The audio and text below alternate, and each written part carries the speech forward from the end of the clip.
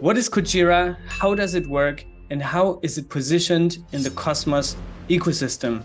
Kujira is an app chain that is focused on DeFi and real yield generation, which means no external inflationary rewards or emissions, but real protocol revenue. And we're going to explore their suite of DeFi products, their decentralized stablecoin, and in the end, I'll also share my conclusion and my personal strategy.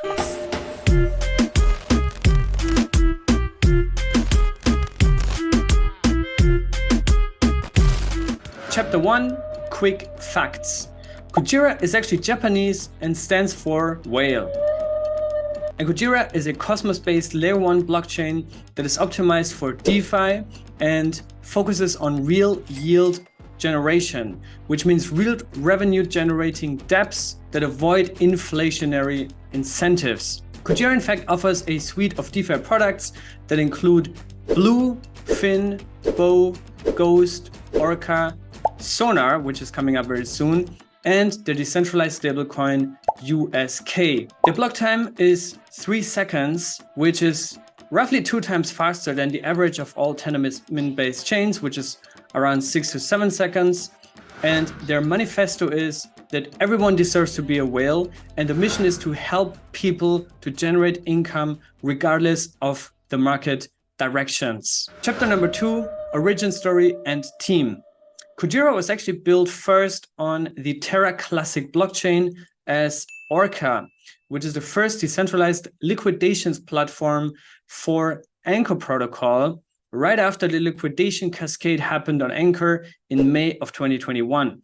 And during that liquidation cascade back then, a lot of pro players actually made a lot of money, right? They deployed algorithms to maximize their profits here. And who got wrecked? Retail got wrecked. So the core mission of Kujira is actually to democratize exactly that. Shortly after the collapse of UST in May of 2022, they then introduced Fin, which is their 100% on-chain, permissionless order book DEX, which was launched on Terra back in the days. After Luna and UST collapsed, Kujira then migrated to its own Cosmos app chain that implemented also permission CosmWasm within 6 weeks after the collapse. Founders of Kujira are Dov, Brett, and Hans, which you can follow right here. And the core team consists of around 10 people. Chapter number 3, the problem they're solving. Now, Kujira's premise, as I said, is to 1, democratize the liquidations market, but 2, also to basically replace all this game theoretic, artificial emission-based incentive DeFi economy to a real yield generating, sustainable and healthy market. Now, I think that is a very great mission. I also think that Kujira has a lot of products that actually generate up to 6% in yield in total. Kujira aims to build grown-up DeFi, focus on real revenue generating dApps so that users can generate income when market is up or down. There is no inflation and users can stake KUJI to earn rewards for participating in the network.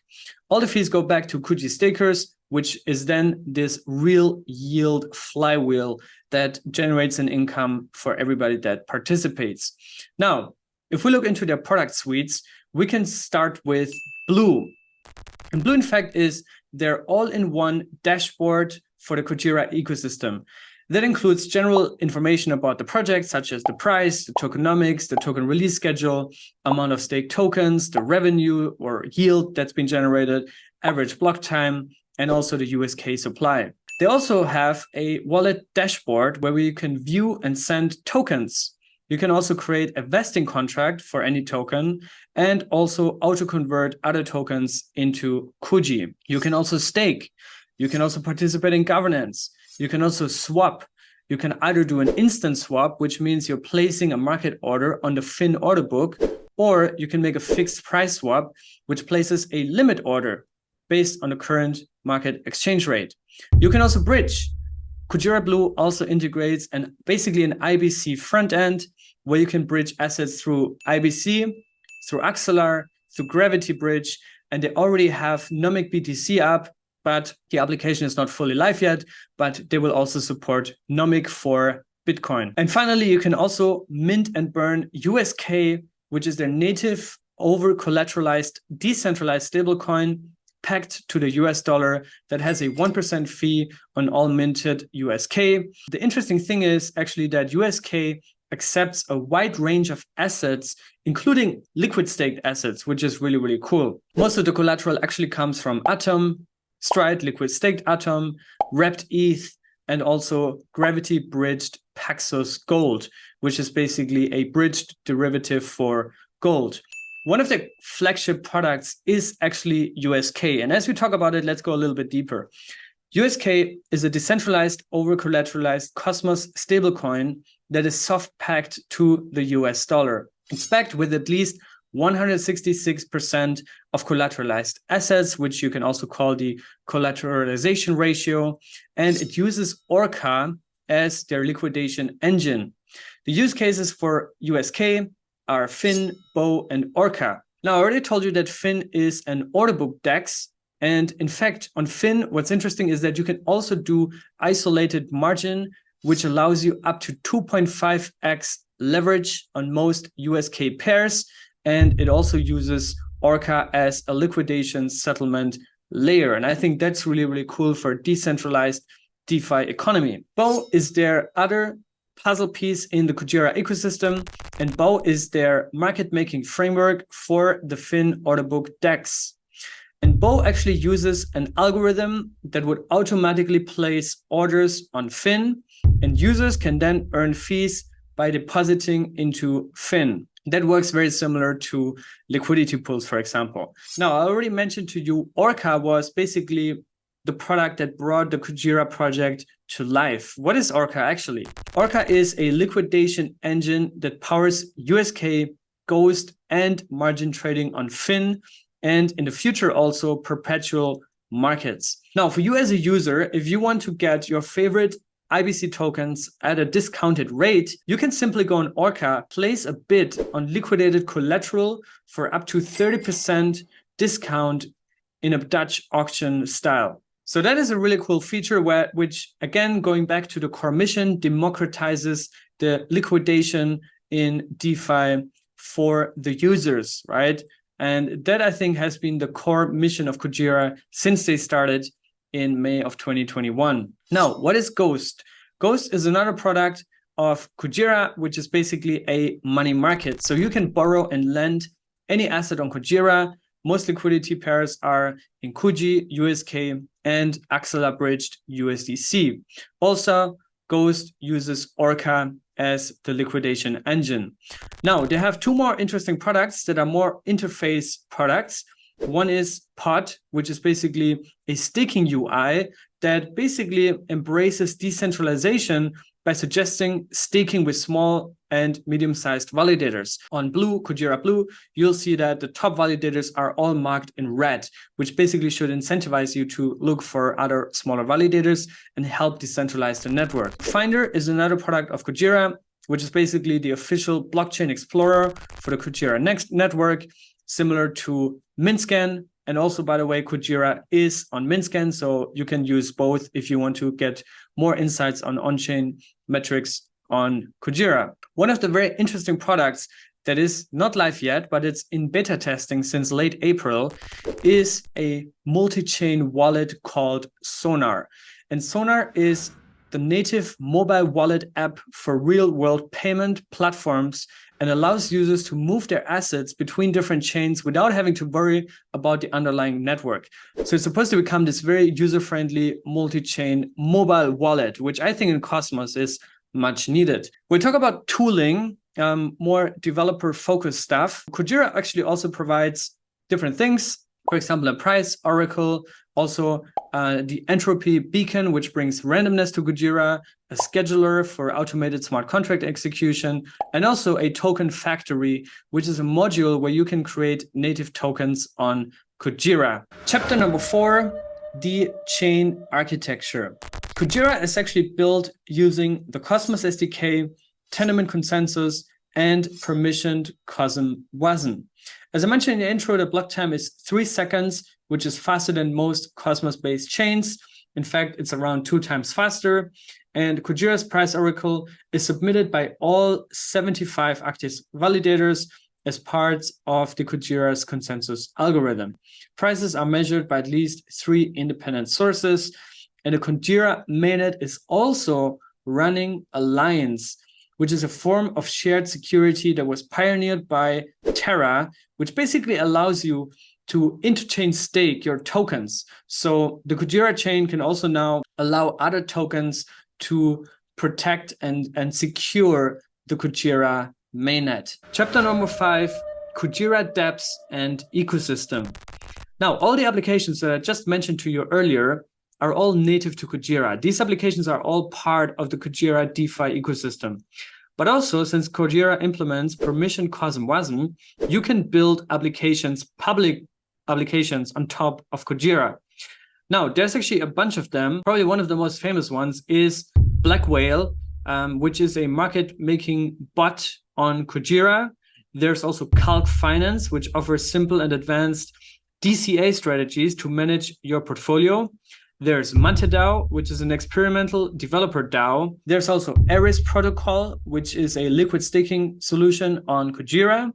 And also Fusion, which has built a variety of products, such as also Pilot, which is a launchpad, and Plasma for OTC deals, and Local Money, which is a decentralized P2P on and off ramp, Wink Hub, which is a content house of Kujira, Blend Protocol, BFIT, which is a move to earn platform, and many, many more. Which brings me to my next chapter, governance.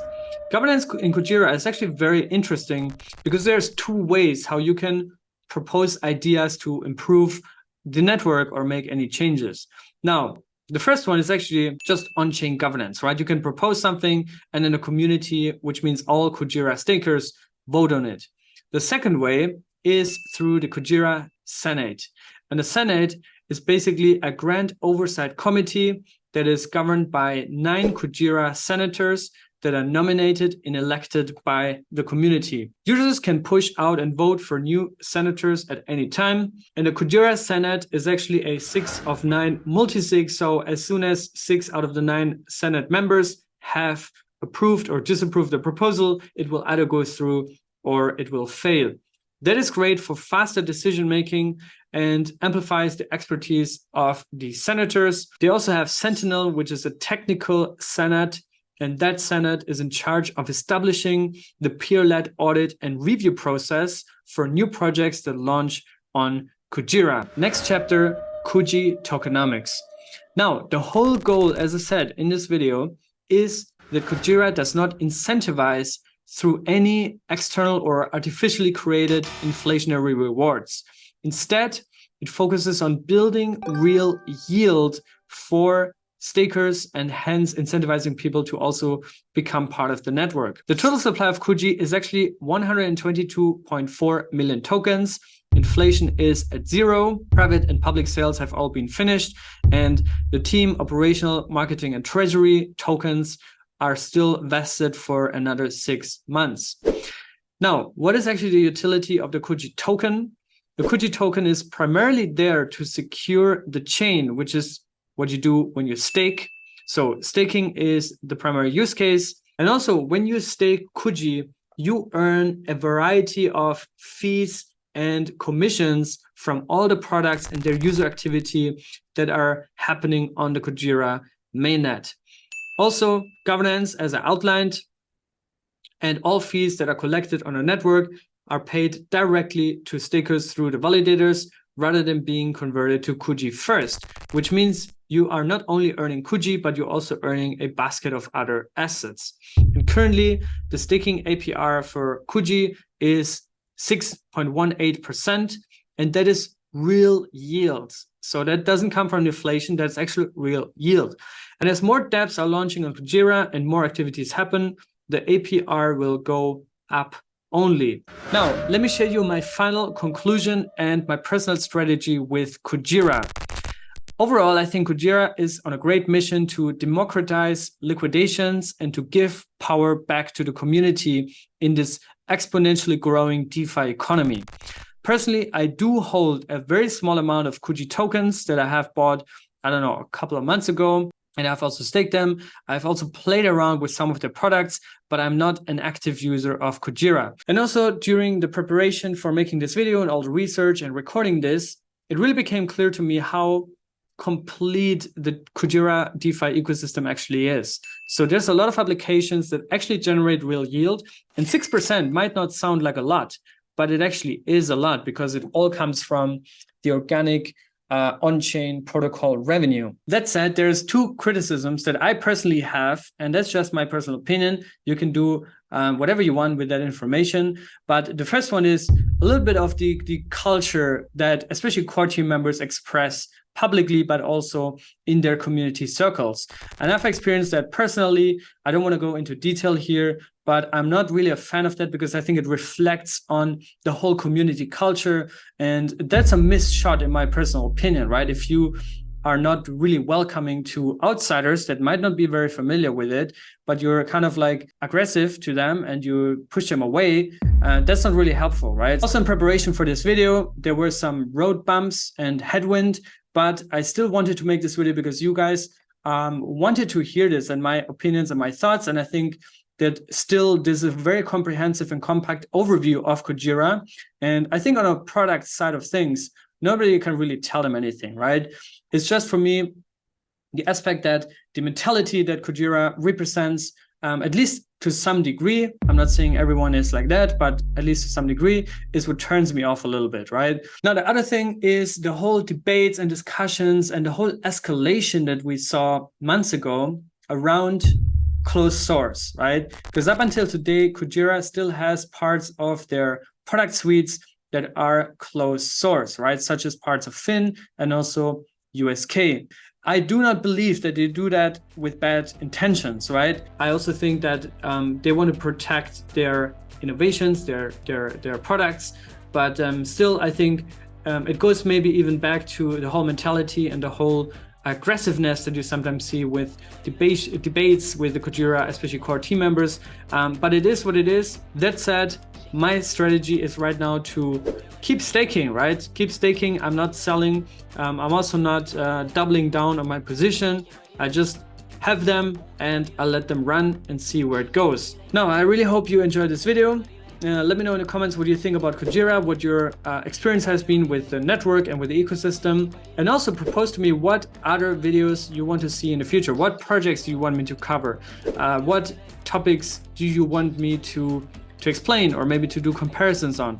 Let me know in the comments. I'll see you guys soon. Stay safe, guys, and be good.